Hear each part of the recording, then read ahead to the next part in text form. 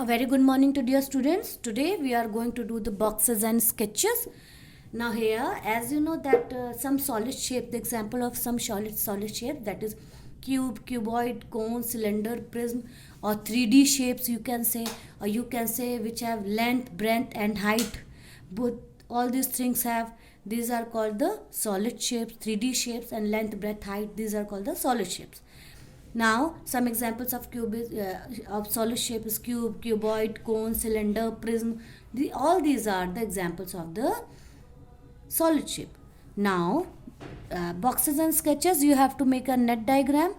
A net is a flat diagram of a solid shape on a paper.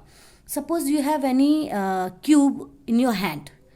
Okay, after that, when you draw that cube, if you open that cube part by part, so what you say on the paper, so you can say that is a net diagram of that cube.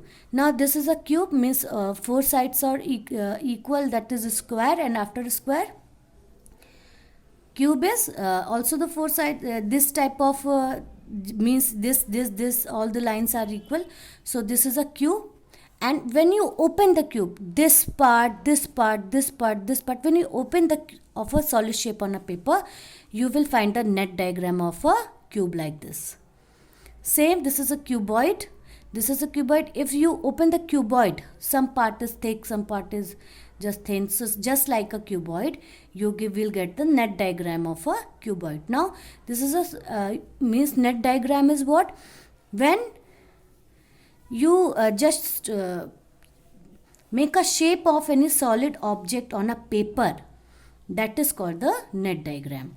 Now this is cone. If you open a cone, you can see the diagram like that. So this is a net diagram of a cone. This is also a type of cone. This is a cone. If you open this type of cone, you will get the net diagram of like this. Now prism, this is prism. If you open it layer by layer on a paper, you can see this is a net diagram of a prism. Cylinder, this is a cylinder. When you open the cylinder, you will get a net diagram of a cylinder like that only. Now here, top, front and side view of an object. This is your water bottle. And this is a front view of an object, that is water bottle. The front view of your water bottle is like this. If you see the water bottle from the top, you can see the top view of like this. As if you have remembered first chapter, I have taught you like that only. So we have learned it in the first class also. Top view, this is the top view of the bottle.